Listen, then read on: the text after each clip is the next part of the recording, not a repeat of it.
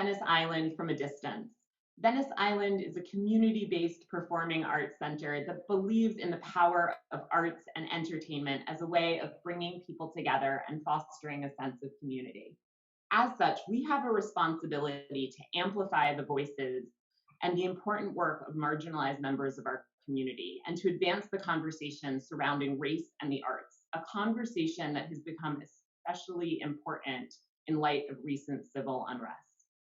Due to COVID-19 and the current pandemic, we're unable to have these incredible individuals on the stage and in our community center. And so instead, every Monday night through the month of August, we'll be posting informal interviews with artists and collaborators in the city of Philadelphia who have much to say about the important role of arts and culture in the midst of racial, political, health, and financial crisis.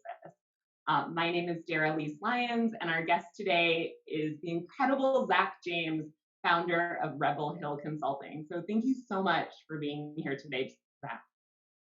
Daralyse, thank you so much for having me. Super excited about the series you're doing. I can't wait to watch the other people you guys are going to feature. And I'm just living in the moment. Happy to be here. Yeah, well, and I think it's really, it's important that you said, like living in the moment, because we're in an unprecedented moment in our national history and our world history. And so like, how are you faring personally and professionally in the midst of what's been happening? So I'm juggling. I'm a professional juggler now. So changes, they're just coming rapid fire from every different direction. I know kind of everything I do a little more than most, but I have my hands in so many different pockets. I have a piece in helping to grow about 8 or 9 different businesses and brands, and they all were affected by what's been going on differently.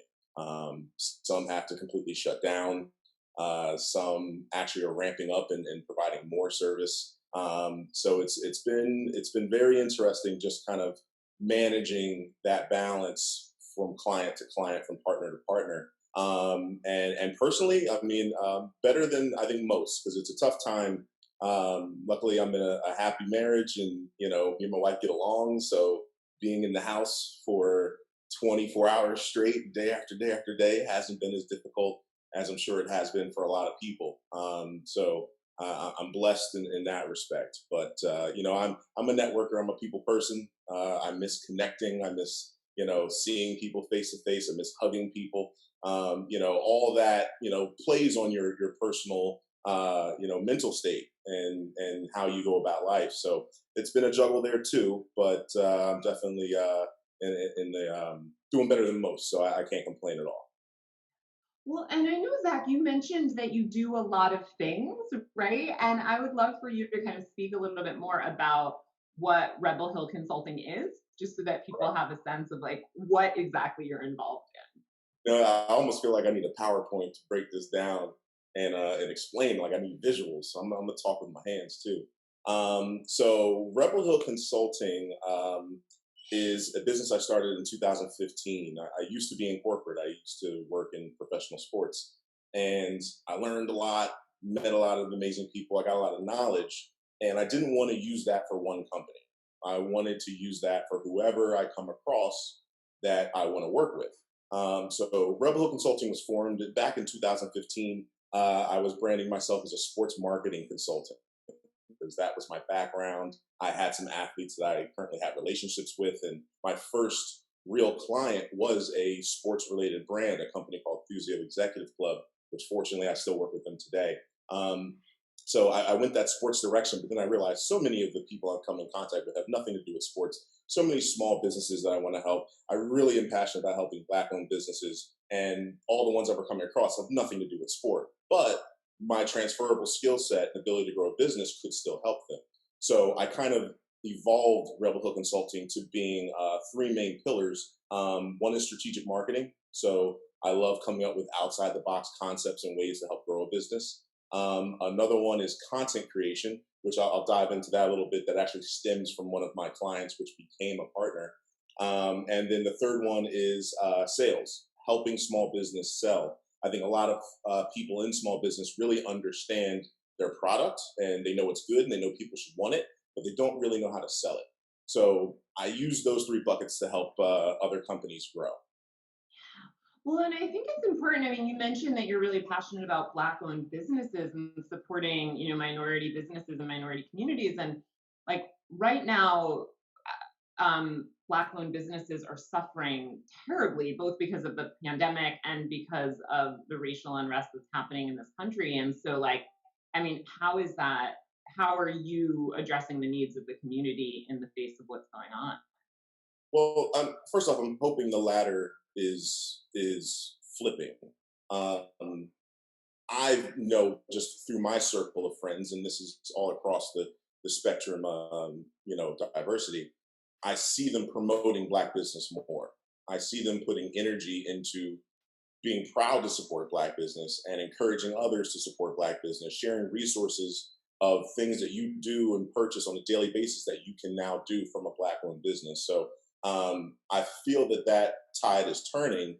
And, part of what I want to take on responsibility is making sure those businesses who are Black owned have everything in order, because even myself, I've struggled as a Black owned business myself because I jumped into it with a passion. I didn't jump into it from going to, some entrepreneurial school and learning all the ins and outs. So there's a lot that goes along with being a business owner. And I've taken some lumps and learned it on my own, but I want to help the other businesses be able to succeed in that space and fill in the gaps, because I don't want anything to be, oh, I was going to purchase from a Black owned business, but I didn't because the service wasn't there, or because some structure or some mechanism of business wasn't up to par.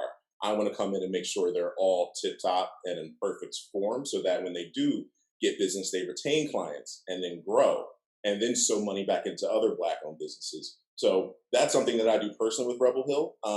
One of the client partners that I mentioned, MyNEWPhilly, we are a Black owned media outlet and content creating platform. So we are always providing video services and promotional services to not just Black owned businesses, but we all have a passion to focus on those businesses as well. So we use our voice and our platform to get more attention to those businesses that are out here doing it right and have a great product to offer.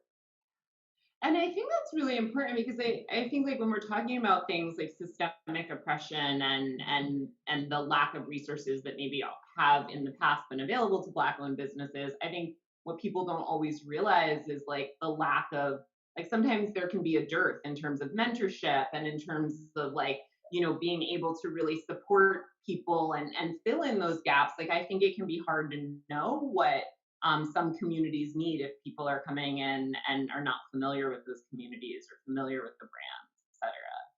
Yeah, indeed. And I think that there's a lot of resources out there that are available, but it's not always easy to find them.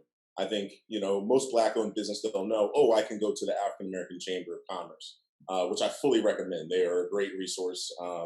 I'm a member. I love everything they do to support, but can they support every Black owned business in the city of Philadelphia? They don't have the manpower to do that.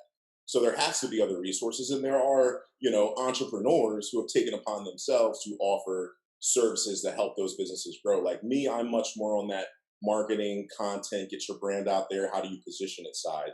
But there's folks like uh, Bella Sloan.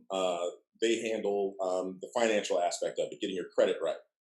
There's other groups that handle, folks that are looking into real estate and really educating you and walking you along those lines to create yourself, a real estate professional career. So there's resources depending on what you want to do. You just have to go and search for it. And the nice thing today, which I recommend people doing, is just go on social media.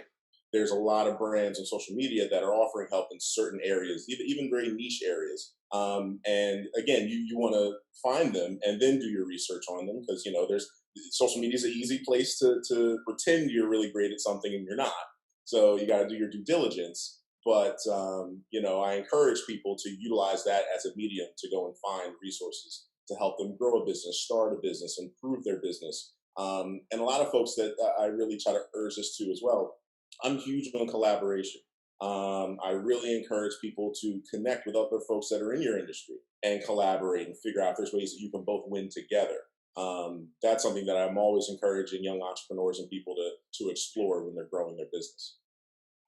Well, and has like the current state of the world impacted your capacity to collaborate? Like how are you collaborating now in light of everything Yeah, that's going on? Yeah, for sure. So yes, because again, most of my collaborative efforts in the past have come from in-person connections and relationships. I'm a big networker, so that has put a little bit of a damper on new connections. But what I've been taking a lot of the time over the last few months is building with the people that I'm already connected with. There's so many folks that you meet in the course of your life, your business life, or whatever, that you know them, but you don't really know how you can help them, how they can help you. So that's been a big focus of me over the past few months is really diving deeper, going through my LinkedIn. I'm not looking for new people, but who are those connections that I'm connected to, but I really don't know much about what they can do, and they probably don't know much about me. So that's been a method for me to try to spur on partnership opportunities. It's just going out and building with the people that I'm already connected with.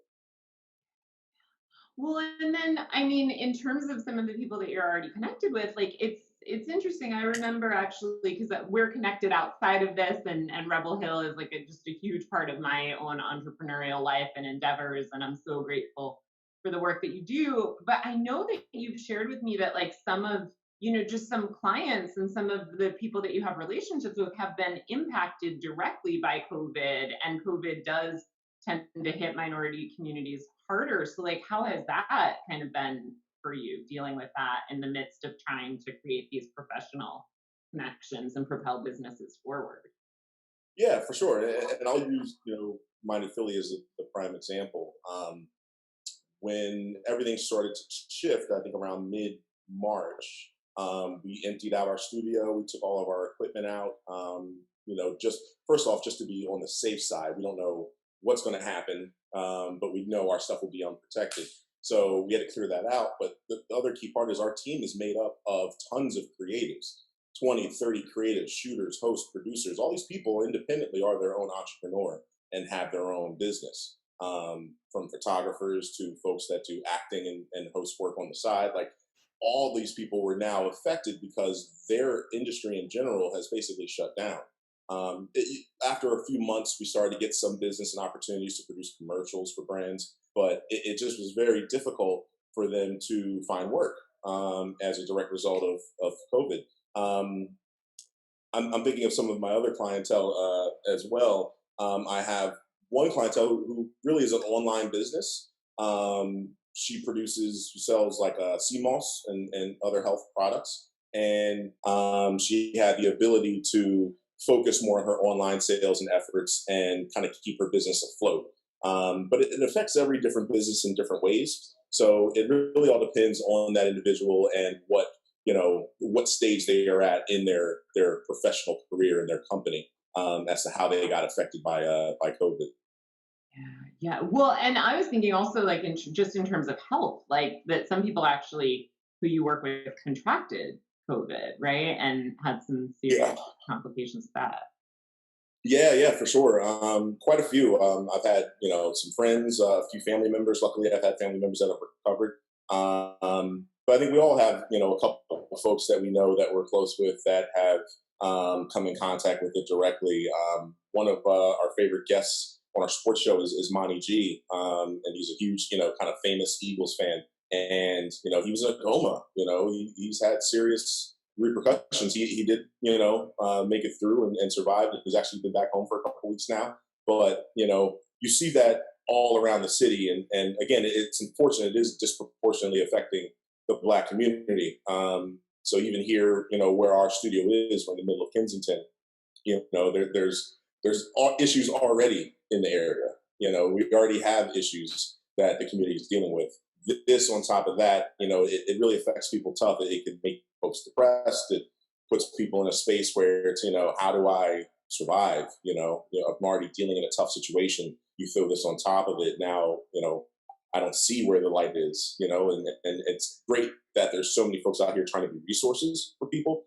I remember late March, there was already food drives started up, and people trying to basically see what they can do to help others in a tough situation, which is great. And I just want to see all that stuff continue because we're not out of it. I don't know when we will be, but we got other ways to go, I think. Well, and one of the things that I think is really important is you mentioned kind of like people coming to support and help and provide resources like after these things already happen. But one of the things that I love about like your business model and the work that you do is that it's built on relationships. So it's not like you're kind of recognizing needs, you know, that like late in the game, like you've already got these relationships, you're already supporting entrepreneurs in their work. And so then a crisis hits, but like you have a pre-existing relationship that you can support someone through that, as opposed to Right. trying to come in like after the It's, fact. I think I really love being a part of the process. It's really enjoyable for me to go through that with an entrepreneur. And again, it is that intimate knowledge when we go through something bad and something difficult happens. We already are both in step with understanding all different facets of the business of what we need to do, and the strategy and planning starts right then. How do we pivot? I've been talking about this term pivotpreneur, which I think I actually got that from John Salmons, a former NBA player. He's a basketball player turned entrepreneur, and his play on the word pivot's a basketball term. But now I'm just like, well, everyone's pivoting because of COVID and what's been going on. So I'm starting to use that for the term for an entrepreneur who now has to shift their business, whether it be their service, how they go about getting clients, whatever their methods are. A lot of people just now have to change direction. And I love being a part of that process for my clients, and helping them, make those pivots. Well, and I love that. And if someone's like watching this and realizing that, okay, I'm at a place in my life or my career where maybe because of the pandemic, or maybe just because of the collective pause that's happening in the world right now, that like people are waking up to where that maybe they're unhappy in their life or they're not actualized in their businesses. Like if someone wanted to get in contact with you and talk about opportunities for collaboration and partnership, like how would they do that? Yeah, for sure. And I'm the type who's always down to at least have a conversation. I'm big on giving out knowledge. I've been told by some of my consulting friends I tell people too much on the phone when I chat with them, but I kind of can't help it. You got the information, so you can give it out. But the easiest ways to contact me, first is email. I'm a big email guy. So every entrepreneur I know, if they're not like comfortable with email, it's the first thing I tell them to get comfortable with. But you can always email me at info at rebelhillconsulting.com. It goes straight to me. It's kind of just like emailing Z James at rebelhillconsulting.com, which you can also do. And of course, on social media, I'm on Instagram at ZJames underscore RHC. So folks follow me, I'll follow them back. We can always message each other in the DMs. A lot of people are more comfortable with starting their communication that way, and I'm fine with that as well. And of course, I'm always fine with people texting or calling me. Because again, all points of communication I'm open to, and that number is 215 668 8498. So any of those methods, I am accessible. Wow, that's really great. Thank you so much. And like, what would you say? I mean, in terms of kind of moving forward for you, Zach, like, what are some things that some projects that you're taking on right now or that you're passionate about? Like, what are the next steps for you? So I got something really exciting coming from our team at MyNEWPhilly. We're going to be launching this in October, but we are doing our very first co-creator space. So we are actually going to be offering our studio kind of similar to a co-working space, except this will be geared towards photographers, videographers, and podcasters. So we're really excited to bring that to Philadelphia. And of course, working on a lot of video and production projects myself. I was a sales guy, came to MyNEWPhilly and got bit by the producer bug. So I have a football show that's centered around the Eagles, and it features former NFL player Seth Joyner. It's called Hit 'em High with Seth Joyner. So we're preparing for the football season now, still bringing on sponsors. So, I got my sales hat on part of the day when I'm reaching out to bring folks in. And the last product that I'm like really super excited about, you're really familiar with. I'm actually working with you and your partner Anna Marie on the Demystifying Diversity podcast, which I think is so timely and important. It's really going to give an opportunity for a lot of folks to learn about other cultures, how they're most comfortable learning through that medium of podcasting and listening to others. So really, really excited about those. And I'm sure there's 10 products I'm forgetting about because I'm always doing something. But Yeah, it's going to be an exciting close to the year, and I hope it's a better close to the year for everybody because it's been a rough one. Yeah, absolutely. And Zach, I would love for you to just give your email address just one more time for anyone who missed it so that they can really get in contact with you. And so appreciative for you taking the time to do this. No, thank you so much. Thank you so much. It's info at rebelhillconsulting.com. So rebel, Rebel, Hill, Hill, and consulting, Consulting. And I spell it because I've written my own email wrong plenty of times. So, but yeah, so happy to be here. Thank you so much for having me, Daralyse. And again, can't wait to watch the rest of this series. Yeah, awesome. And so big thanks again to Zack James for joining us today. And major thank you also to our featured restaurant of the week, Lucky's Last Chance. If you have not checked them out, check them out. Please support them. We are big into supporting local businesses. And please join us next week on Venice Island from a Distance when host Noah Herman talks with Broadway actor and dancer James Lane about growing up in Philly and about his artistic journey. And until next time. And make sure you go to Lucky's Last Chance. They got a peanut butter and jelly burger. It doesn't sound great, but it's amazing. I promise you. Go to Lucky. Yes, gonna do that. Thanks again, Zach.